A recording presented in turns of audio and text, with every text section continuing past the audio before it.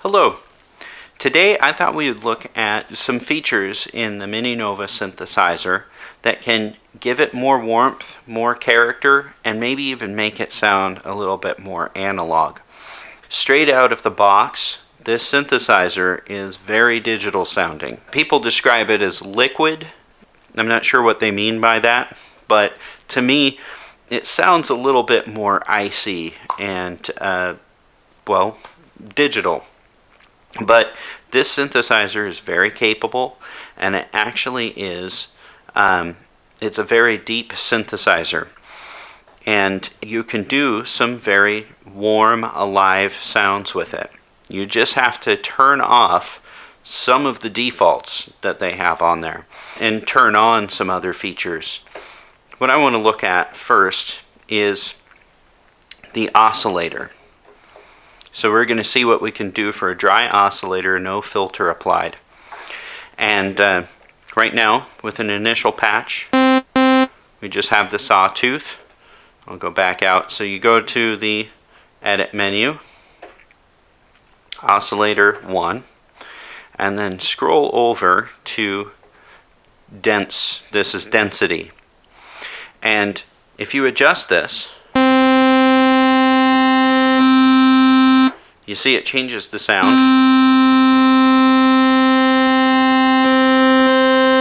The idea is that it's thickening up the sound.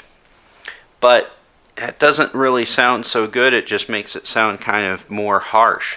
So to get character out of this, what we need to do is go to the Density Detune.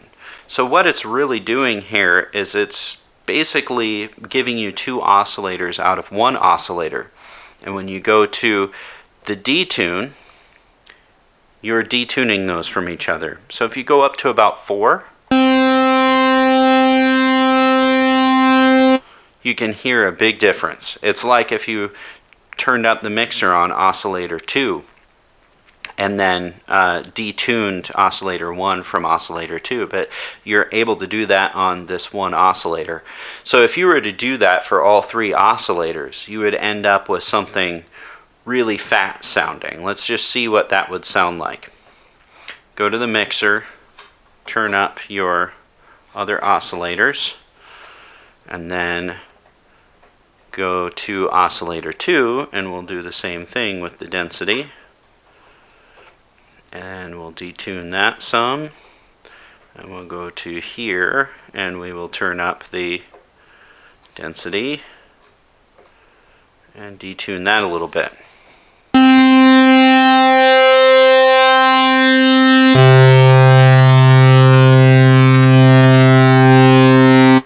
And it can thicken it up a lot. Now that's what you can do for the oscillators by themselves. Right now I'm just going to concentrate on one oscillator and see what we can do for that. Now the other thing is when you hear an oscillator just by itself like that, it sounds really, especially if we take the density off,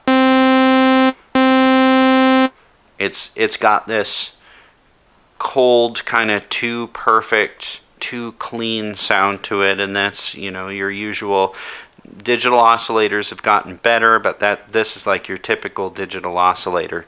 So the next thing, so next to detune or the density, if you go back to this one that says hard, basically what this is a low pass filter that's per oscillator. And right now it's cranked up all the way, so it's like that filter's all the way up, and that makes it sound, like it says, hard. But if we wanted to make that sound a little less hard, we could take that down.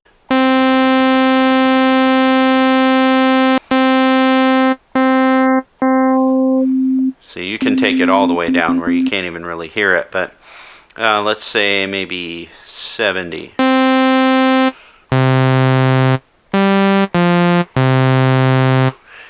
We'll leave it at 75. So those are a couple of things right there.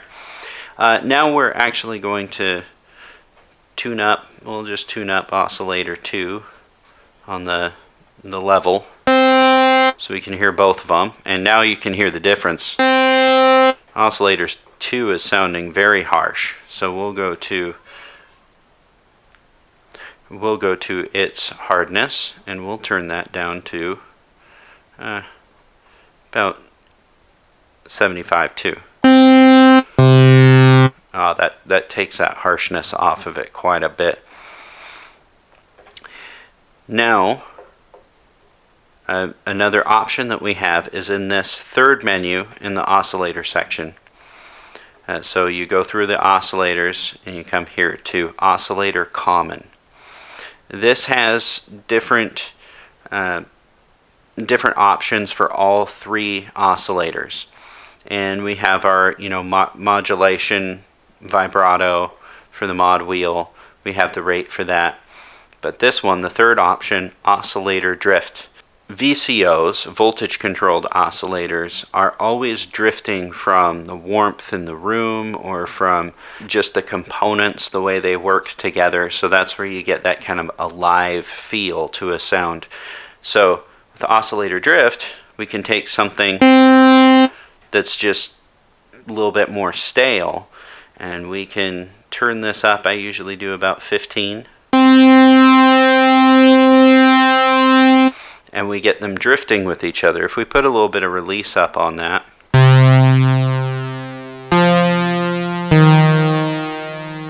you can hear that movement in there. And this is oscillators with no filter applied. It has a much better sound to it already. But now, for the next thing, let's apply a little bit of filters.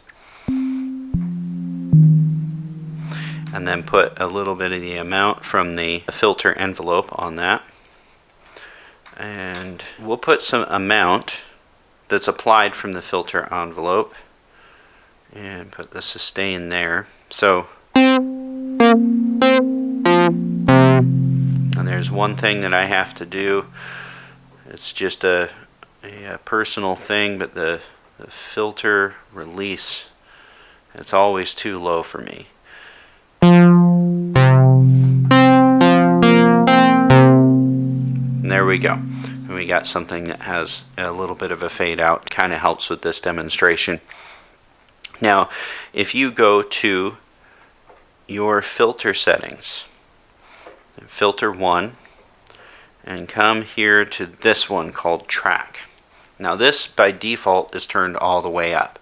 Now what it's for is, as you get up into the higher notes, it tracks the keyboard, what note you're on. And as you get up to the higher notes, it starts to apply the effect of the filter envelope to the filter harder. So it's like you're turning up that amount knob as you go up the keyboard. So for a demonstration, we have this. And that's the middle C on the regular octave. And then you go up to the next one up, the next one up,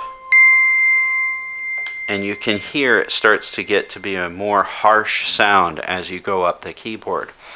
If we turn this down, I'm going to turn it down pretty low, something like 30. We're going to hear a difference.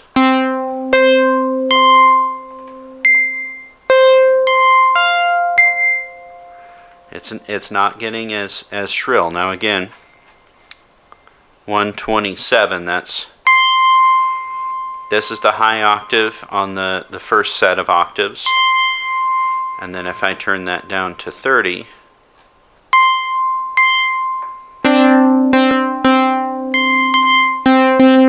you can hear a difference there. Now, tracking is useful if you're trying to mimic the sound of a guitar or a piano or something like that. Tracking is good for that, but it's not good for every instrument. I'd almost venture to say that it's not good for most instruments.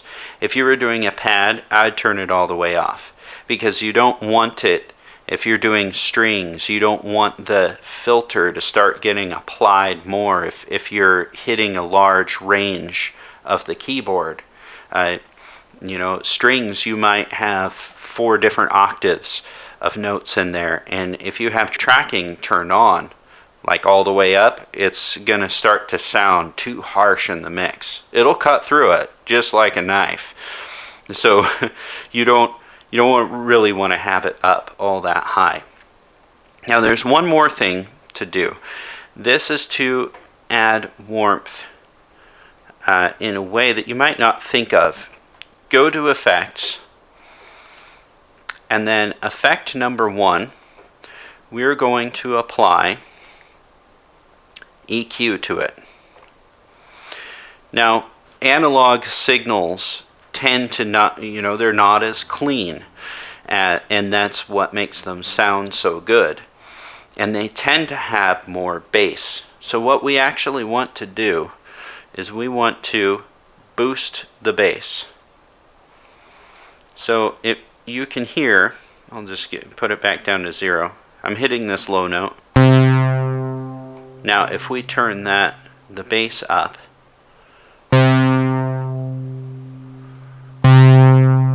there you see you can hear more of a presence. Turn that all the way up.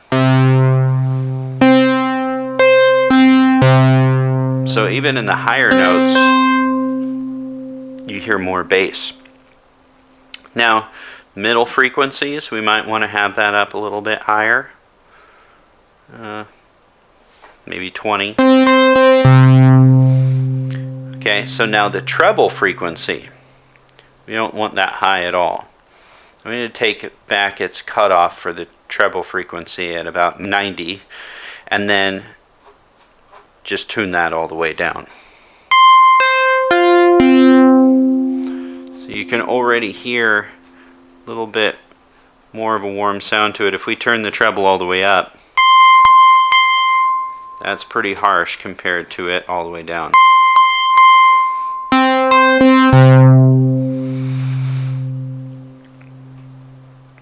Now the next thing is to add a little bit of distortion. There tends to be in analog signals a little bit of clipping. And I like to set this one to valve. And now we're not going to want that full presence. Because whereas that one note right there sounds okay, if we play more than one note,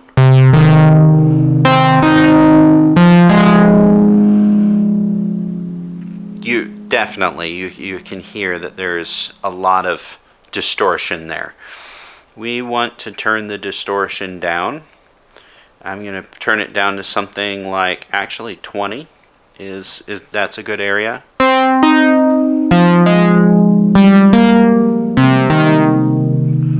With that, you might be able to actually turn it up a little higher.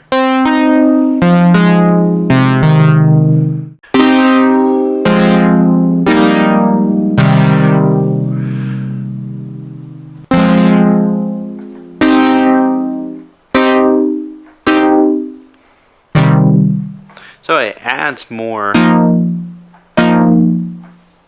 warmth to it. So you can apply all of these techniques, and with that you can make sounds that are more warm, or something that can fit in to a mix alongside some other analog synthesizers without clashing, having that really digital and then that really analog sound. If you keep messing around with these features, you can get some really nice sounds from it. Well, I hope you found this video useful. If you like content like this, please subscribe. Now go make some awesome synth patches, and we'll see you next time.